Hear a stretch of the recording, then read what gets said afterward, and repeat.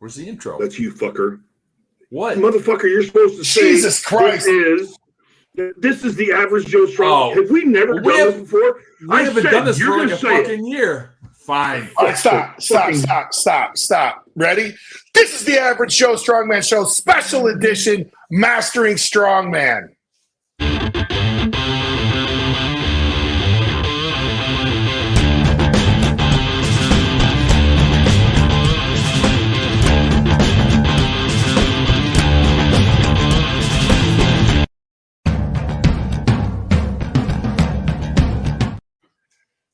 All right, this is a special edition of the Master of Math. See, I'm all screwed up. Come on, the Average Joe Strongman Show. Figure this out. Come on. Yep. Fucking get it together. Where's the producer? Where's the producer?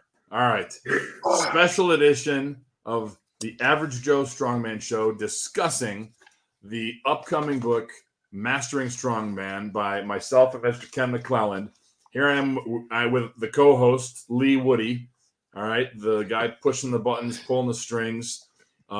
First special edition episode, was a bit of a clusterfuck because we just having technical difficulties. So thank you, Lee, for figuring it out. We are now back, and this special edition episode, is going to talk about what, Lee? The first chapter, coaching.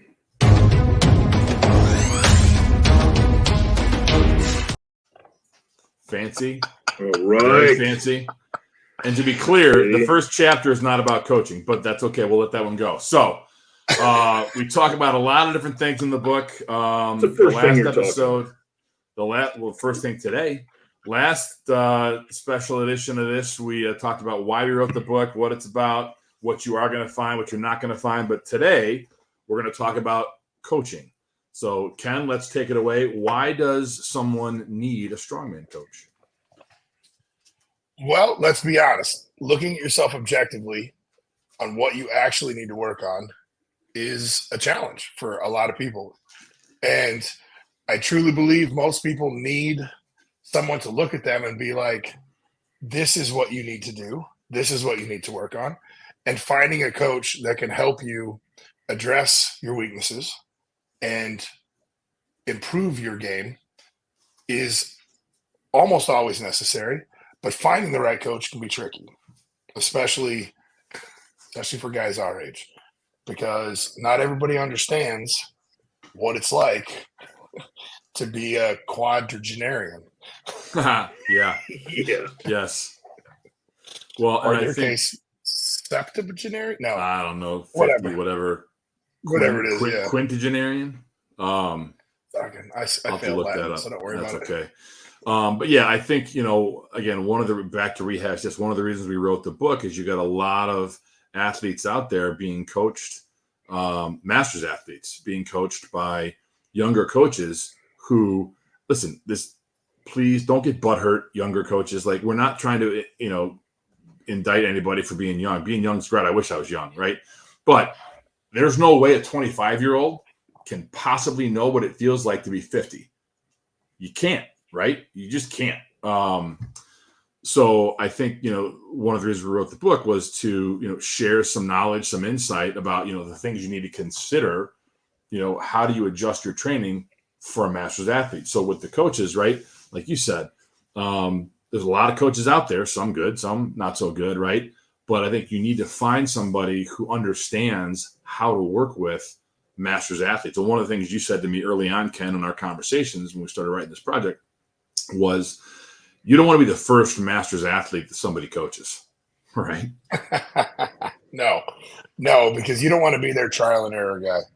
I'm not saying there aren't younger coaches out there that aren't skilled enough and haven't learned their process 100%. Of how to do it.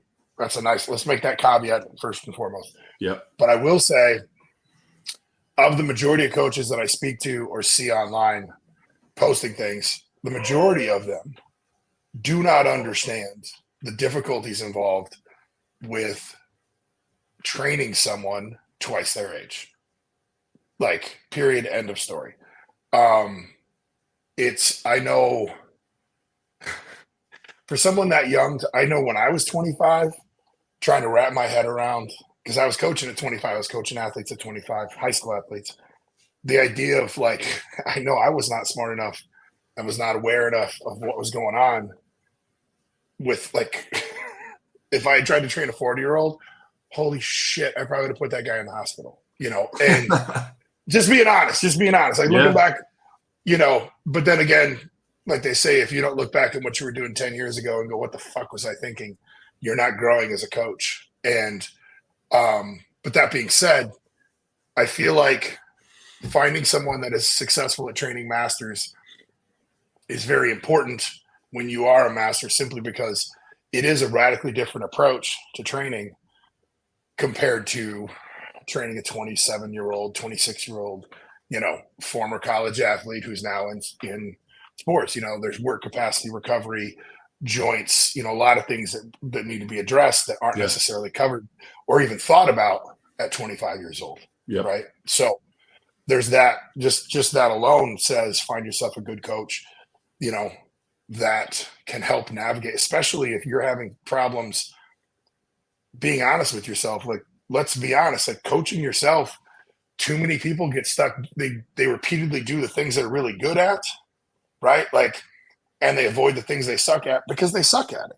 And they may do too much and then feel beat up. And I know I went through a process right when I turned 40. I would have a great week and the next week would suck. And I would be like, why does this keep happening? And then I would look at this because I would kill myself one week because I was training like a fucking 25-year-old.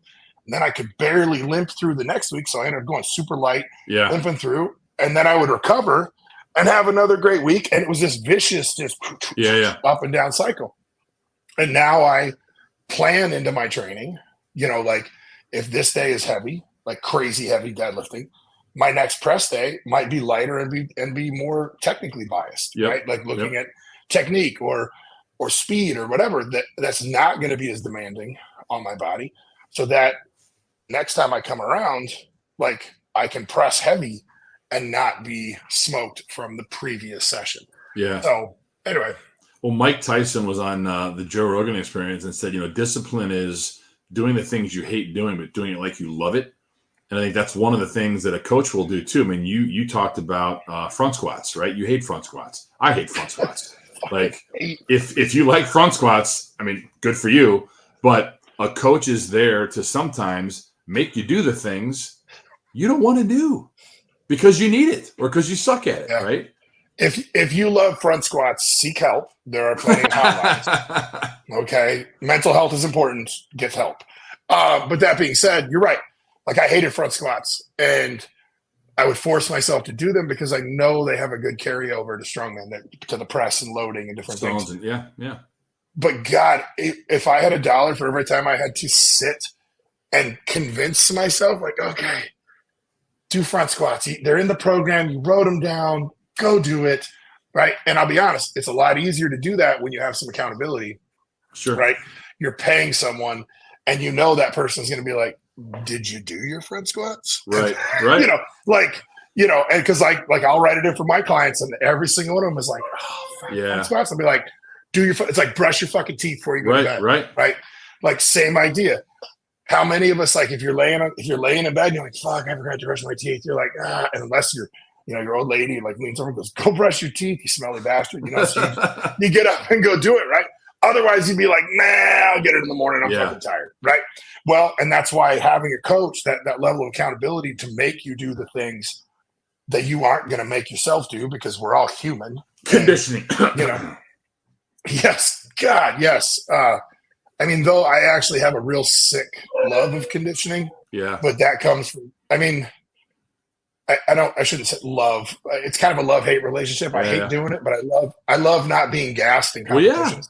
So, I got a guy that I've coached on and off, and I've written his program, and he's a roly-poly dude. And I remember one of the last times we trained in person, and we were doing sandbag carries, and the kid was dying. And I said, I'm not going to say his name. I don't want to embarrass him. I'm like, hey, are you doing your conditioning? Oh, yeah, I swear to God. I'm like, bullshit. No, I swear to God. So, dude, there is no way, if you've been doing what I've put in your program, if you were doing it, you would not be sucking this much wind. There's no way. But that's, again, the coach has got to be there to call bullshit and make you do that.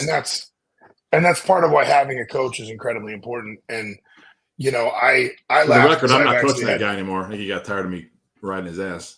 Well, and that's just it. Sometimes people get sick of, like I've had clients that really just don't like, do we really have to do this? Yeah, we do if you want to see improvement. Well, to them, the juice wasn't worth the squeeze. Like they didn't want to, like they didn't care enough to, they didn't care if they didn't finish a medley.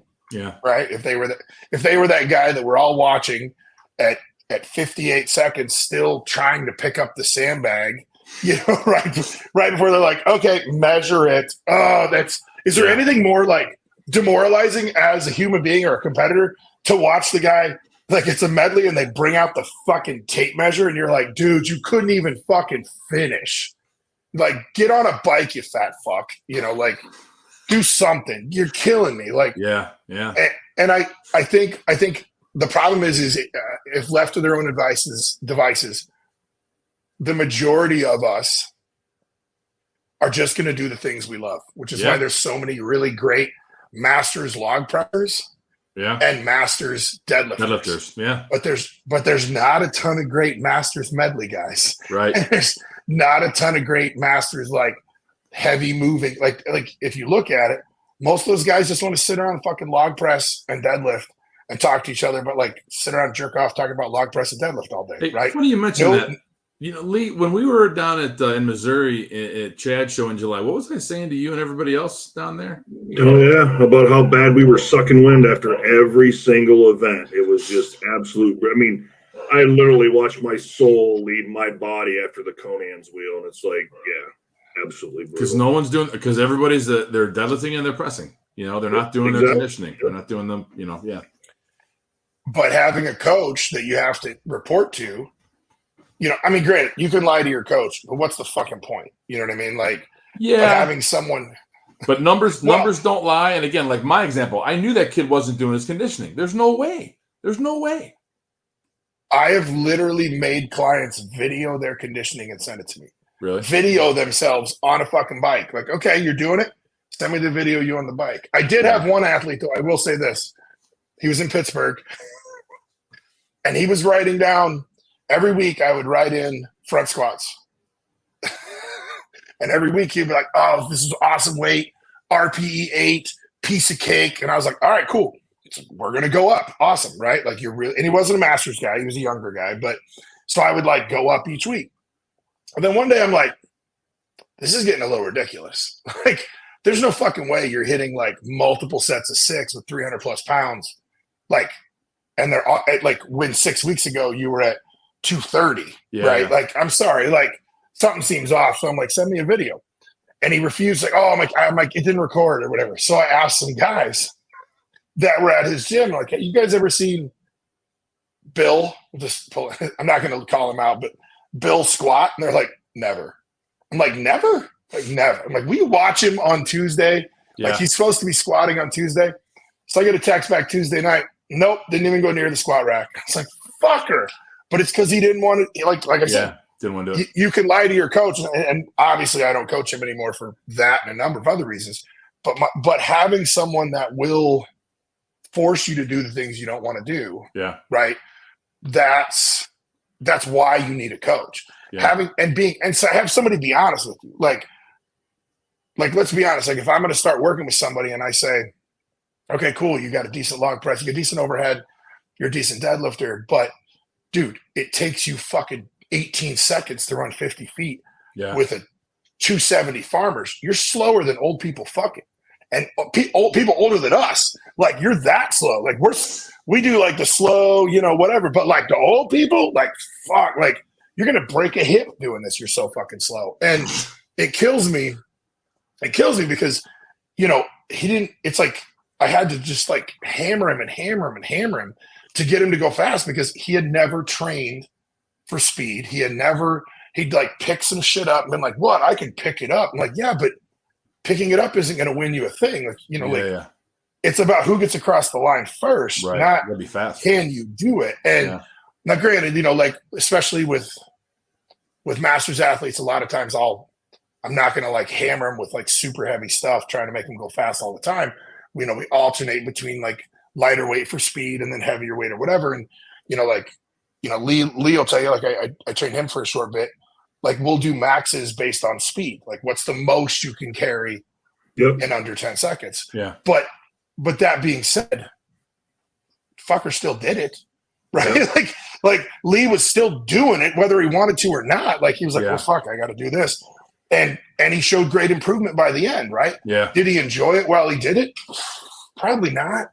I mean, like, it's not fun to be out of breath. It's not fun to feel like I'm either going to shit myself or vomit. I'm not sure.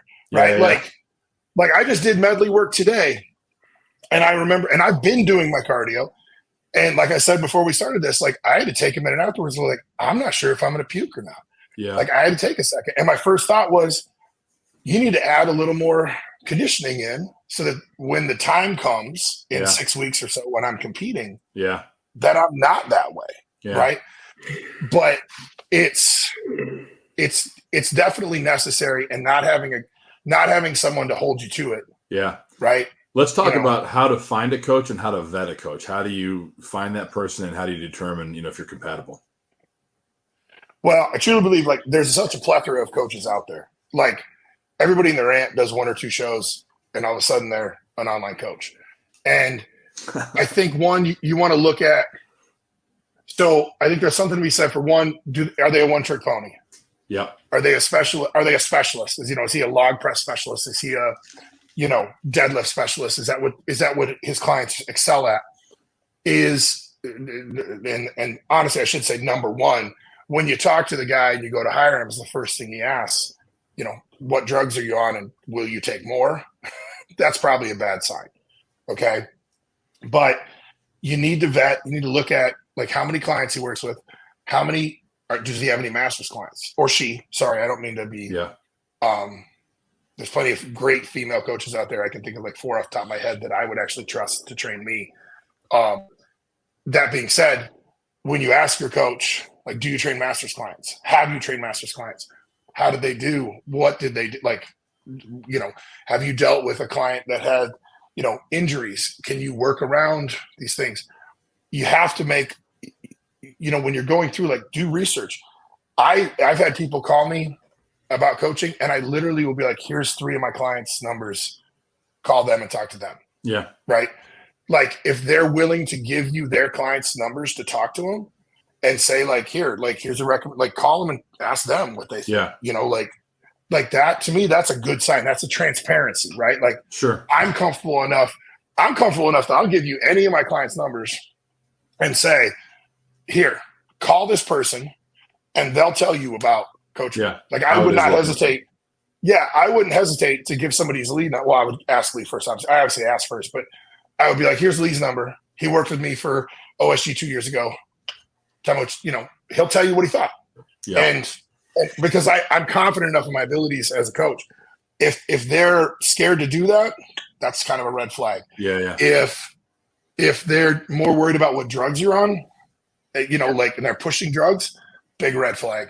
If they've never worked with a master's before and you're a master's athlete, big red flag. Yeah. Like, you're going to have to talk to your coach. You're going to want to set out expectations. What kind of communication levels are you looking for? Yeah. Right. In terms of, daily, do you want, like, what kind of responses are you looking for? And when you set that out in advance and make sure that you and your coach are on the same page, right, you're both going to have realistic expectations that neither one of you is going to get like butthurt on. Like I tell my clients, like, I will try to respond as soon as possible, but I will absolutely respond within 24 hours. Yeah. Right. Like, if you text me after 9 o'clock, it's going to be the next morning. I'm a master's athlete. I go to bed. Right. like I'm not up fucking watching Netflix until 11 o'clock at night. I'm in bed. What about that being said, like walk away? Like when would you tell someone, hey, it's time to pull the plug? What you just went through? On with a coach? Yeah.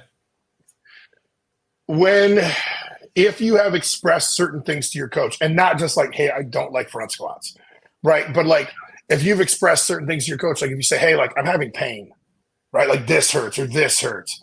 Yeah. And they repeatedly ignore it, right? Or don't do anything to try to work around it. Yeah. Okay. That's not a good sign, right? if you've expressed, if you have expressed like, hey, I'm not seeing progress on this, right? Like whatever it is, like, hey, my deadlift isn't going up. If they can't explain to you why they feel that or the reason, so maybe they're working on something. Like, I spent a phase with one client doing a lot of like eccentric dominant deadlifts, right? Which is obviously going to affect, like, you're not going to be able to like swing as much weight around, right? Yeah. In terms of like, you're not going to be pulling what you normally would pull with a pause. Like, you know, like we were doing pause deadlifts and then we went to eccentric only, and they were frustrated. Like, hey, I'm not like, why aren't I pulling over 600? Like, this is hard. Well, yeah, it's fucking hard. Like, I made it hard with adding a pause in and doing this other stuff. Right now, we're focusing on fixing your deadlift and improving weak points in the deadlift so that 3 months from now, 4 months from now, you pull huge PRs. Yep. Right? Stay like, trust the process. Like, if your coach can't tell you, like, why am I doing, like, I hate front squats. Why am I doing them? Well, you need to improve your load. You know, we're trying to improve leg drive on your overhead press. Your upper back strength is weak as fuck, right? If they can't give you these reasons, then it's probably time to go. Like I said it a couple times in the book, and I say it in real life all the time. Any coach, like, you should be able to take your program. Why am I doing this? And he should be able to go, oh, that is to improve X, or that's to balance out Y, or whatever, right? There has to be a reason. If he can't give you a reason, like, hey, why am I doing this? Because I said so. Because I said so. Because it looks cool on Instagram or whatever, right? Like, you know, like, and don't get me wrong, like, I've actually programmed things for people. One, because like one guy was like, well, you know, like, I like big arms. You know, I want my arms to get bigger. So I programmed some bodybuilding shit at the end. And if somebody goes, why do you have him doing that? Oh, because he wants big arms, right? Like, that's what he wants. Or I've also, like, when guys have a tendency, I had one client, he quit anytime shit got hard, right? Like, literally anytime he was like struggling in a medley, struggling on a deadlift, he just didn't have very much testicular fortitude, right? Like, he just bailed. And so I started putting in longer prowler sprints and sandbag carries. But the idea was, you know, when somebody asked me, like, why are you having him do this? And I'm like, literally to build mental toughness. That's it, right? To show him that the worst thing that's going to happen is he'll pass out, right? Like, that's it. Sure. He just needs to learn to push harder and not give up. And so that's what that was in there for. You know, there was no physiological reason. There was no biomechanical reason. It was, you're a pussy. You quit. We're trying to make you less of a pussy. Mental fortitude. Yeah. And I feel like that is an aspect that can be trained. And anyway, my point being, if you ask your coach, hey, why are we doing this? And he doesn't have an answer, or the answer is something like, because I said so, like you said, that's a red flag, right? And, or if the answer, hey, I'm not getting stronger, well, you need to take more tests, or hey, let's add tren, or, you know, like, do more drugs. That's a red flag too, right? There are plenty of coaches out there that are successful because they take a natural athlete or somebody that's taking minimal drugs and go, okay, if you're taking this much is going to make you stronger.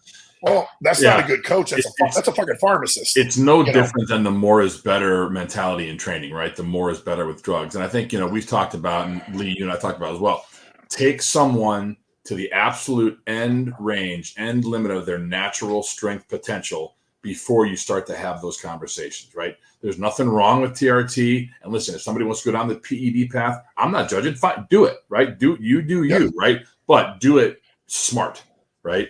So that's a good, I think, overview of what we talk about in the book as far as coaching. So, hey, when the book comes out, please buy it, read, learn more. We'll be back with another special edition episode very soon. Signing off.